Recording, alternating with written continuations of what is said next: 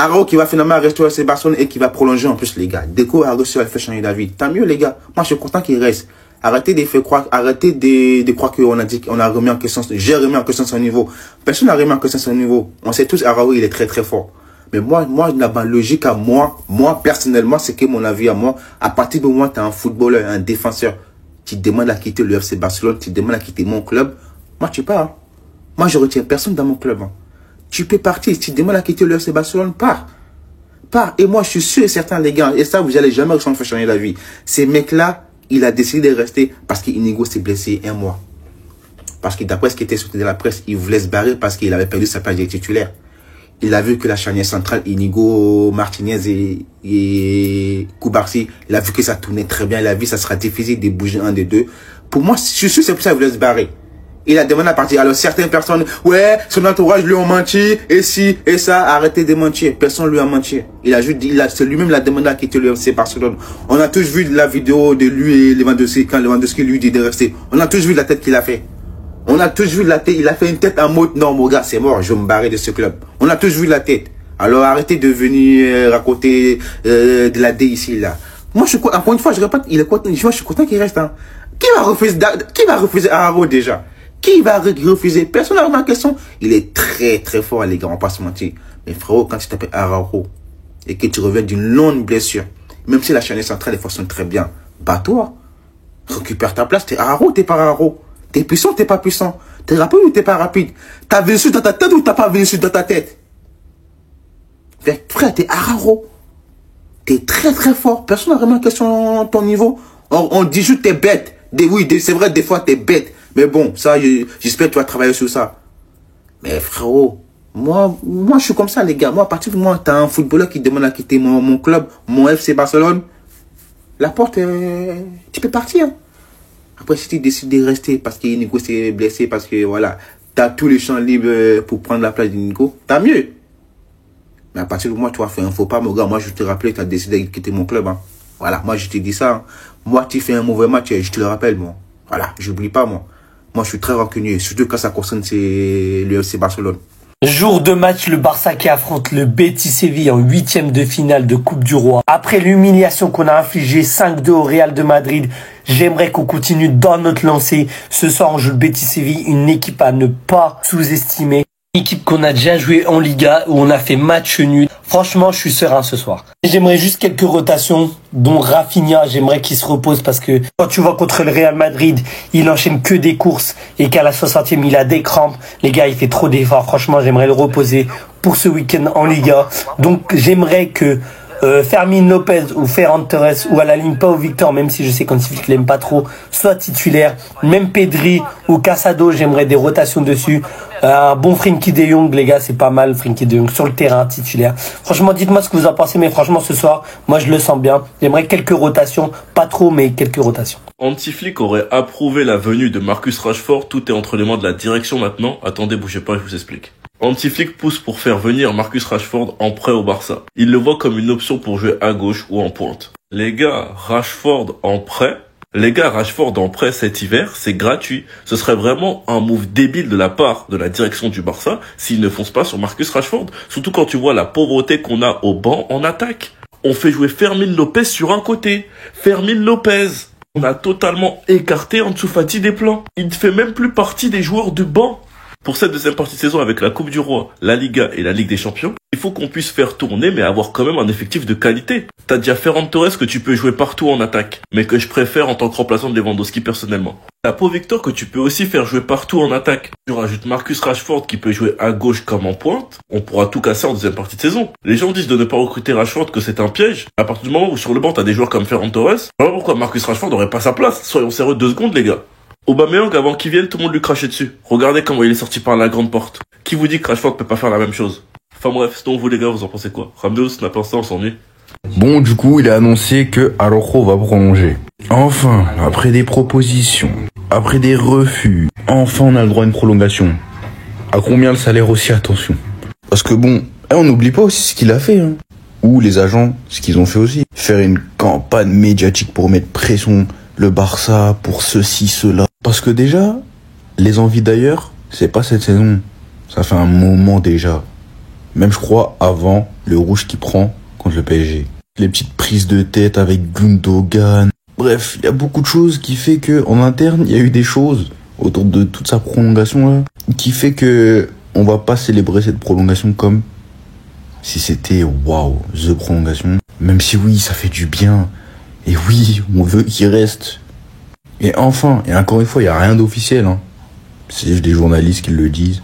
C'est des bonnes sources. Sachant que si demain il va à la Juve, il a potentiellement plus de chances de gagner quelque chose avec le Barça qu'avec la Juve. Et c'est même pas une critique. Sachant qu'il vient juste de gagner une super coupe il y a quelques jours maintenant. Bref, c'est une bonne chose. Enfin. Attendez. Araujo a accepté de renouveler son contrat. Son entourage arrivera à Barcelone à la fin de semaine pour signer le contrat. L'affection et le soutien du vestiaire ont été essentiels. Les coéquipiers lui ont demandé de rester. Xavi et Léwy montreront tous les deux leur soutien inconditionnel à Araujo. En l'espace de 24 heures, tout a changé. Il avait l'air déterminé à partir à la Juventus. Et finalement, il va rester et il va même prolonger. Je vais pas vous mentir, je suis hyper content de la décision. Car on connaît tous Araujo, on connaît tous son niveau. Même s'il y a des moments où, bref, il peut déborder comme face au PSG. Ça reste tout de même un très grand défenseur. Et le fait de savoir qu'il va sûrement prolonger et rester de nombreuses années au Barça, ça fait plaisir. N'hésitez pas à donner vos avis et moi je lirai tout ça. À mon avis, à mon avis, Lamine Yamal est prêt. Clutch, big game player, surtout game changer. Ansu Fati, laisse le numéro 10. Vieux père. Pardon. On est désolé, mais faut laisser. Il a besoin de cette fumée. Lamine Yamal a besoin de cette fumée. Déjà, s'il l'a pas, c'est parce que Ansu Fati il l'a et qu'il a beaucoup d'estime pour lui. Mais il a les épaules pour Lamine. Et si vous voulez, on en débat en commentaire. Big game player. Meilleur passeur à l'Euro. La personnalité qu'il a. Parce que mettre cette story-là et assumer derrière. Vinicius a mis sa story où il a célébré. L'année dernière en Supercoupe, il a fait quoi hier? Rien. Il est arrivé, il a assumé. En finale, il est passeur. Propriétaire du Bernabeu. Et les Madrilènes, vous croyez que je rigole quand je dis ça? C'est le plus jeune buteur de l'histoire des Classicos. Encore une fois, avec de la personnalité, parce qu'il dit qu'ici est Tsukasa. Est-ce que vous avez vu comment il a mystifié votre défense? En fait, le hop, c'est tellement faible que tu es obligé de tu t'amuses à le reproduire des buts de Messi. Que personne peut imiter les buts de Messi. S'il arrive, il te mange Carvajal, il t'aspire son âme, il tape le pied dans le vide, puis bute. Et lui te fait la même chose avec Kamavinga, Kamamvuama. Vraiment. Hein? Comment les boyebi Kamamvuama. À l'équipe de Kamavinga, Kamamvuama. Tout ça pour reproduire le but de Messi, ras du poteau courtois, trop grand, trop de temps à aller, bref, but. Je ne dis pas que c'est la relève de Messi, je ne dis pas qu'il va faire la carrière à Messi, je ne dis pas qu'il va faire mieux que Messi. Je ne dis pas qu'il va avoir la carrière à Messi, je ne dis pas qu'il va avoir le palmarès de Messi, je ne dis pas qu'il va faire les mêmes choses que Messi à Barcelone. Et les gars, en tout cas, ce qui est sûr, c'est qu'il a les épaules pour le numéro 10. Croyez-le-moi. La personnalité, etc., etc. Et de retour, le grand Barça. Bref, jour des matchs, FC Barcelone, Betis Séville, 8e de finale de la Coupe d'Espagne, les gars. Les gars, Betis Séville, on connaît. Betis Séville, on sait, c'est une équipe très casse-pied à jouer. Très difficile à jouer. On a vu le match aller en championnat. Où on prend ce but bête à la dernière minute de je sais pas qui. Oh là là, je pense à quoi ce but-là. Je me dis, mais comment on a fait pour prendre ce but-là? On prend ce but bête et Francky de Jong qui provoque un penalty sur Victor Roque. On n'a pas oublié ces matchs-là. On connaît Betis Séville, ils sont casse-couilles à jouer, les gars. Mais faut pas prendre ces matchs à la légère. Faut pas prendre ces matchs à la légère. Je l'ai dit, je leur ai dit, si on met l'intensité qu'il faut, on met le pressing qu'il faut, si on est à un autre niveau, on va les massacrer. On va les massacrer. Mais ça sera seulement si on est à un autre niveau et si on met l'intensité et le pressing qu'il faut.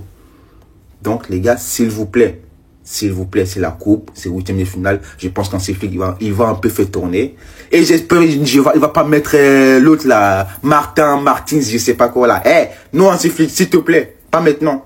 Le mets pas, mets Baldé. S'il te plaît, mets Baldé, s'il te plaît. J'essaie de faire un peu tourner. Mais s'il te plaît, ne mets pas ce couillon là.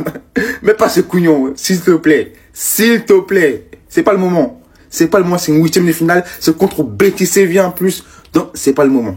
Surtout que Betis Séville, apparemment, il y a un de leurs éléments importants qui sera pas là. Le Sancio. Voilà. Moi, ça m'arrange. Mais après, voilà. Le Sancio, il est pas là. Mais il y aura Isco, il y aura Abdé aussi, il y aura Victor Roque aussi, les gars. Voilà. C'est une équipe très difficile à jouer. On va pas se mentir, on connaît Betis Séville. Mais si on met tous les ingrédients que je dis, normalement, ça devrait passer, normalement. Ah, voilà le classement que j'attendais. Les joueurs les plus décisifs d'Europe pour le moment sur la saison. But plus passe D. Donc en première place, Mohamed Salah, 38. Si tu comptes but plus passe D, il est à 38 en 28 matchs. Deuxième, Marmouche. Franchement, j'applaudis d'une main. 31. Troisième, Rafinha. 4e Harry Kane, 5e Lewandowski. 29 en 27 matchs. Franchement, le top 5 pas mal. Donc pour le moment, moi je suis d'accord. Hein, si on parle en termes de favoris de Ballon d'Or, pour moi ça se joue clairement entre Mohamed Salah et Rafinha. Les stats te le prouvent, les matchs te le prouvent, les championnats, la Ligue des Champions, le joueur te le prouve. Bon, maintenant si on va au détail, donc là on va faire les buts. Première place Lewandowski, 26 buts en 27 matchs. Deuxième Salah, 21 en 28 matchs. Ensuite on a Harry Kane, 21 buts. Erling Haaland, 21 buts. Et Rafinha, 19 buts. Quand même les gars, j'insiste, mais Rafinha 19 buts, cette année il est dans le top 5 des meilleurs buteurs les gars, franchement rendez-vous compte, l'année dernière il était même pas dans les meilleurs joueurs du monde, c'est une dinguerie son ascension. Et maintenant les passes, non mais les gars, Mohamed Salah, on vous le dit les gars, c'est Ballon d'Or, il est favori, il est dans tous les records, c'est trop, 17 passes D les gars cette année en 28 matchs. Deuxième Saka, quand même respect avec Arsenal, 13, ensuite on a Yamal 12, Marmouche 12 et Rafinha 11, encore une fois Rafinha dans le top 5. Donc les gars, faites-moi tous là en commentaire votre top 3 pour l'instant Ballon d'Or. Moi j'aime trop le Ballon d'Or, vous me connaissez. Faites-moi votre top 3 Ballon d'Or pour le moment. Moi je dirais Mohamed Salah, Rafinha, Yamal.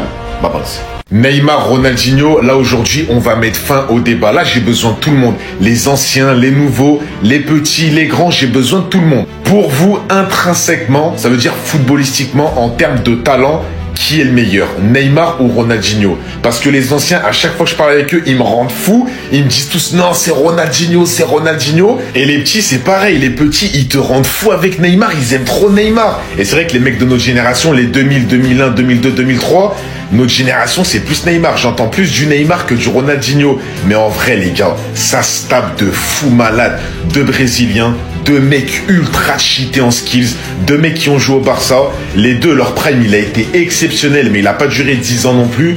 Après, Ronaldinho a une Coupe du Monde et un Ballon d'Or. Neymar, il a fait partie de la MSN. Vraiment, les gars, ça se tape. Sur le terrain, les deux, ils brillent. Maintenant, j'ai besoin de vous. En commentaire, lâchez-vous, donnez des arguments. Pour vous, en termes de talent, c'est qui le meilleur?